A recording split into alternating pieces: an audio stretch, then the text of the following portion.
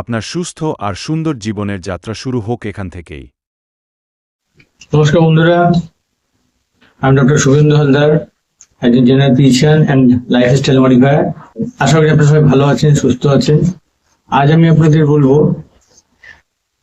একটা বিশেষ বিষয় নিয়ে, যে আমরা খাওয়ার সময় চিন্তা ভাবনা করি যে আমরা কি খাবো, ভাত না রুটি। এটা নিয়ে আমরা টেনশনে থাকি যে কোনটা খেলে আমাদের ভালো হবে। কেউ কেউ বলেন যে ভাত কম করে যদি আমরা রুটি খাই তাহলে আমাদের শরীর পক্ষে ভালো বা স্বাস্থ্যের পক্ষে ভালো। কিন্তু আমরা যদি ঠিকমতো চিন্তা ভাবনা করি তাহলে দেখা যায় মর্নিং থেকে আমরা রাত পর্যন্ত যা খাওয়া দাওয়া করি টোটালটাই হচ্ছে আমাদের কার্বোহাইড্রেট আর সুগার। আমাদের যে খাদ্যাভ্যাস তার মাধ্যমে আমরা ইনটেক করে ফেলি। ভাত বা রুটির মাধ্যমেও রয়েছে আমাদের কার্বোহাইড্রেট। কিন্তু শুধু ভাত রুটিতে আমাদের কার্বোহাইড্রেট নিচ্ছি তা নয়, আমরা সকাল থেকে যখন আমরা মিষ্টি চা গ্রহণ করি, সুগারি টি যেটা ইউজ করি এবং তার সঙ্গে বিস্কুট ইউজ করি, সেটার মধ্যেও কিন্তু আমরা কার্বোহাইড্রেট এবং সুগার ইউজ করে থাকি। কারণ কি, চিনি দিয়ে আমরা চা খাচ্ছি, সুগার ইনটেক করছি, অ্যাজ ওয়েল অ্যাজ বিস্কুট খাচ্ছি, কার্বোহাইড্রেট নিচ্ছি। তো এটাও কিন্তু আমরা করে থাকি। এর পরবর্তীকালে আস্তে আস্তে যখন আমরা ব্রেকফাস্টের দিকে এগোবো তখন দেখা যায় আবারও কার্বোহাইড্রেট ইনটেক করছি। যখন আমরা ব্রেড খাচ্ছি বা রুটি খাচ্ছি বা ওই জাতীয় কিছু টোস্ট বাটার কিছু খাচ্ছি, তখন কিন্তু আমরা সুগার ইনটেক করে যাচ্ছি, সুগার এবং তার সঙ্গে সঙ্গে আমরা কার্বোহাইড্রেট ইনটেক করছি। তার মানে শুধু ভাত রুটিতে কিন্তু আমাদের সমস্ত কিছু হচ্ছে না, এটা সারাদিনের মধ্যে। এরপরে যখন আমরা দুপুরবেলায় লাঞ্চে খাচ্ছি তখন লাঞ্চে ভাত খাচ্ছি, কেউ বা রুটি খাচ্ছি, কেউ বা দুটো মিশিয়ে খাচ্ছি। তো এই ক্ষেত্রেও কিন্তু আমাদের কার্বোহাইড্রেট ইনটেক হচ্ছে। তারপরে যখন আমরা লাঞ্চের পরে যখন আমরা যাচ্ছি স্ন্যাক নিচ্ছি, বিকেলবেলা একটা টিফিন করছি, তখন তার সঙ্গে যে আমরা খাচ্ছি, যে খাবারগুলো খাচ্ছি, চিপস বা বাইরের ফ্রাইড যেগুলো খাচ্ছি, সেগুলোর সঙ্গেও আমরা কিন্তু কার্বোহাইড্রেট ইনটেক করে থাকছি। অ্যাজ ওয়েল অ্যাজ তার সঙ্গে আবার ডিপ ফ্রাইড ফুড নিলে সেটা অয়েলও আমরা ইনটেক করে থাকছি, তার সঙ্গে ফ্যাট ইনটেক করে থাকছি। এর সঙ্গে সঙ্গে পরবর্তীকালে যখন আমরা ডিনারের দিকে যাচ্ছি রাতের দিকে, তখন ডিনারের মধ্যে আমরা রুটি খাচ্ছি, কেউ কেউ ভাত অল্প খাচ্ছে, কেউ রুটি খাচ্ছে। কিন্তু আমরা একটা বলি এই যে, তবে মেইন বিষয় হলো যে আপনারা যখন খাচ্ছেন, যখনই কিছু খাচ্ছেন, তখন রুটি খাচ্ছেন না ভাত খাচ্ছেন না বিস্কুট খাচ্ছেন, সেটা আপনি ব্রাউন রাইস খান নাকি নর্মাল রাইস খাচ্ছেন, রুটি খাচ্ছেন নর্মাল রুটি খাচ্ছেন নাকি স্পেশাল কোনো আটা রুটি খাচ্ছেন, সেটা খুব একটা ম্যাটার করে না। ম্যাটার করে হচ্ছে আপনি কোয়ান্টিটি কত ইনটেক করছেন। কোয়ান্টিটি ইনটেকের উপর কিন্তু এটা নির্ভর করে। কারণ কি, আপনি যদি বেশি পরিমাণে কার্বোহাইড্রেট ইনটেক করে থাকেন, তো প্রত্যেকটা কার্বোহাইড্রেট শরীরে রক্তে গিয়ে আমাদের গ্লুকোজ চলে যাবে। তো সেটা আমাদের রক্তে গ্লুকোজ হয়ে রয়ে যায়। এবার আমাদের কি হয়, শরীরের মধ্যে আমাদের ইনসুলিন আছে, যেটা আমাদের ইনসুলিন যখন সিক্রেট হয়, যখন আমাদের রক্তে গ্লুকোজ পরিমাণ বেড়ে যায়, তখন আমাদের প্যানক্রিয়াস থেকে ইনসুলিন সিক্রেট হয় এবং এটা অটোমেটিক সিস্টেম আমাদের। এবং ইনসুলিনটা কি করে, আমাদের এই যে সুগারটা, অতিরিক্ত সুগার আছে, এটাকে ডেলিভারিং করে বা এটাকে কন্ট্রোল করে। কোথায় কোথায় দরকার সেই জায়গাগুলো পৌঁছে দেয় এবং সেটা ইউটিলাইজ হয়ে যায়। কিন্তু যখন আমরা হেভি পরিমাণে কার্বোহাইড্রেট ইনটেক করে থাকি, তখন সেই হেভি পরিমাণে কার্বোহাইড্রেট আমাদের শরীরে গিয়ে কি হয়, আমাদের গ্লুকোজ পরিণত হয়। আমাদের গ্লুকোজ একটা পরিমাণ পর্যন্ত ডেলিভারি করে দিচ্ছে আমাদের ইনসুলিন। কিন্তু একটা সার্টেন অ্যামাউন্টের পরে যখন গ্লুকোজ আমাদের বেশি হয়ে যায়, তখন কিন্তু আমাদের শরীরে সেটা লাগে না।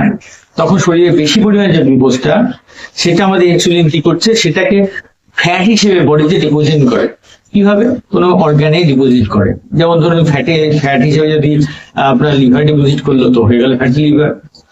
ঠিক এইভাবে আমাদের বেলি ফ্যাট তৈরি হচ্ছে এবং আমাদের শরীরে ওয়েট গেইন হচ্ছে। এবং ওয়েট গেইন যে আমাদের শরীরের মধ্যে হচ্ছে, তখন আমাদের বিভিন্ন রকম রোগের কমপ্লেক্সিটি বাড়ছে, অ্যাজ ওয়েল অ্যাজ ডায়াবেটিস হচ্ছে, আমাদের হার্ট ডিজিজ হচ্ছে এবং এই ওয়েট সংক্রান্ত যে সমস্যাগুলো সেগুলো হতে থাকছে। তবে এটা কথা হচ্ছে, আমরা যে শুধু ভাত বাদ দিয়ে রুটি খেলে বা ভাত কম করে খেয়ে রুটি বেশি করে খেলে যে আমরা সুস্থ থাকবো বা আমাদের ডায়াবেটিস বা কার্ডিওভাস্কুলার ডিজিজ বা ওয়েট গেইন এগুলো হবে না, তা নয়। মেইন ব্যাপার হচ্ছে কি, আপনারা যখন কার্বস খাচ্ছেন, সেই কার্বসের পরিমাণটা বা কার্বোহাইড্রেটের পরিমাণটা কন্ট্রোল করতে হবে। সেটাই কন্ট্রোল না করা যায় তাহলে কিন্তু এটা আমাদের শরীরে গিয়ে অতিরিক্ত গ্লুকোজ করবে। গ্লুকোজ করলেই আমাদের শরীরে ফ্যাট ডিপোজিশন হবে, এবং ফ্যাট জমলেই আমাদের কিন্তু শরীরের মধ্যে ওয়েট গেইন হবে এবং বিভিন্ন রকম রোগের সৃষ্টি হয়ে থাকবে। তো আমরা কি করতে পারি? আমরা কি কার্বোহাইড্রেটের পরিমাণটা কম করে, সেটা আপনি ভাত খান রুটি খান, এর পরিমাণটা কম করে দিন, একটা সীমিত পরিমাণ করে দিন। তার সঙ্গে কি করবেন? কমপ্লেক্স কার্বোহাইড্রেট নিন। কমপ্লেক্স কার্বোহাইড্রেট কি বলতে, শাক সবজি বিভিন্ন রকম ফলমূল এগুলোকে নিন। এটা ওয়ান টাইপ অফ কার্বসের যাচ্ছে, এবং এর থেকে কিন্তু আমাদের শরীরের শক্তিও হচ্ছে। মেন যে সিম্পল কার্বোহাইড্রেট যেগুলো আমরা খাই সেগুলোর ক্ষেত্রে কি হয়ে থাকে, এইগুলো শরীরের মধ্যে গিয়ে আমাদের কুইক এনার্জি প্রোডাকশন করে, ফলে আমরা কিন্তু খুব তাড়াতাড়ি এনার্জেটিক হয়ে পড়ি, আবার এটা খুব তাড়াতাড়ি ইউটিলাইজ হয়ে যায়, ফলে আমাদের কিন্তু আমরা আবার আস্তে আস্তে ঝিমিয়ে পড়ি, এবং আমাদের সঙ্গে সঙ্গে আবার খিদে পায়, এবং আমরা আবার খিদে পাওয়ার জন্য আমরা আবার কমপ্লেক্স কার্বোহাইড্রেট এই সিম্পল কার্বোহাইড্রেট বেশি করে ইনটেক করে থাকি। কিন্তু যদি কমপ্লেক্স কার্বস খেয়ে থাকি সেক্ষেত্রে কি হয়, আমাদের পেটটা অনেকক্ষণ ধরে ভরা থাকে এবং আমাদের কিন্তু বারে বারে খিদে পায়, যেমন সবজি শাক ফলমূল খেলে খিদে পায় না, এবং এটা কিন্তু আমাদের হজম হতে সময় লাগে, ফলে আপনার যে খিদে না পাওয়ার জন্য আপনি বেশি বেশি করে খান না, ফলে আপনার ওয়েট গেইন হয় না। এর সঙ্গে সঙ্গে কি করতে পারেন, আপনার প্রোটিন জাতীয় জিনিসগুলো নিতে পারেন। প্রোটিন জাতীয় জিনিস নিলে কি হবে, প্রোটিনের পরিমাণ বেশি করলে প্রোটিন কিন্তু আমাদের শরীরে এনার্জি প্রোডাকশন করে, কিন্তু যে এনার্জিটা প্রোডাকশন করছে এটা কিন্তু কুইক নয়, সেটা কিন্তু একটা সার্টেন টাইম ধরে সাস্টেইন হয়ে রয়েছে, মানে আপনাকে লং টার্ম ধরে এনার্জি প্রোডাকশন করছে, ফলে কি আপনার যে এনার্জি ঘাটতি হয়ে যাচ্ছে তাও হচ্ছে না। অ্যাজ ওয়েল এজ প্রোটিন কি আপনাকে ফুলনেস অফ স্টমাক এটা একটা করে। ফুলনেস অফ স্টমাক বলতে যে আপনাকে সবসময় মনে হয় পেট ভরা আছে, আপনি খেয়ে আছেন সুস্থ আছেন ঠিকঠাক আছে, এরকম একটা ভাব আপনার মধ্যে এনে দেয়। যেই কারণে প্রোটিন জাতীয় জিনিস খেলে আপনাকে কি হবে, প্রোটিন জাতীয় খাবার বেশি খেলে আপনার বারবার খিদে পাওয়ার উদ্বেগটা হবে না, ফলে আপনি বেশি পরিমাণ খাবার খাবেন না, এবং বেশি পরিমাণে খাবার না খেলে আপনারও কিন্তু ওয়েট গেইন হবে। আবার এদিকে হচ্ছে প্রোটিন জাতীয় খাবার খেলে আপনার মাসেল গেইন হবে। মাসেল যখন আপনার শরীরে বেশি পরিমাণে গেইন হবে তাহলে আপনার ফ্যাটের পরিমাণ কিন্তু কমে যাবে, ফলে আপনার শরীরটা কিন্তু টোন থাকবে, এবং আপনার শরীরে ফ্যাট ডিপোজিশন না হওয়ার জন্য আপনার ওয়েট গেইন হবে না, এবং আপনার কোনো কমপ্লেক্স ধরনের কোনো রোগ বা কমপ্লিকেটেড রোগ আপনার ক্ষেত্রে হবে না, যেমন ডায়াবেটিস, কার্ডিওভাস্কুলার ডিজিজ বা ফ্যাটি লিভার এই জাতীয় রোগগুলো হবে না।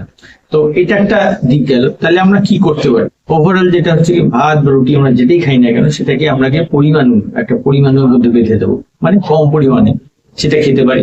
অ্যাজ ওয়েল এজ আমাদের প্রোটিন বাড়াতে পারি, কমপ্লেক্স কার্বোহাইড্রেট বাড়াতে পারি, মানে শাকসবজি ফলমূল বাড়াতে পারি।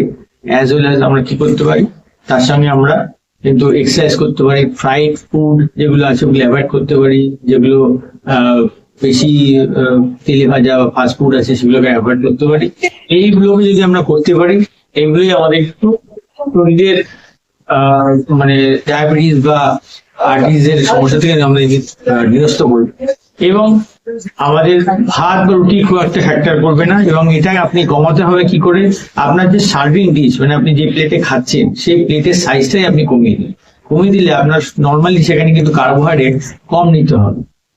তো সেখানে আপনি কিন্তু এখানে আপনি একটা বেনিফিট পাবেন যে আপনার সার্ভিং ডিশ যদি ইয়ে থাকে খাওয়ার লাঞ্চ করার বা ডিনার করার, সেখানে প্লেটের সাইজ যদি আপনি কমিয়ে দেন, আপনাকে মনে হবে, আপনার মনের দিক দিয়ে মনে হবে আপনার পেটটা ভরা আছে, তো ফুলনেস অফ স্টমাক মনে হবে আপনার ব্রেনের দিক দিয়ে।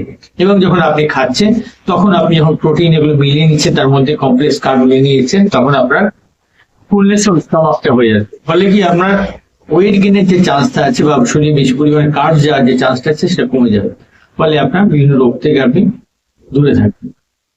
সুস্থ থাকুন, ভালো থাকুন, নমস্কার।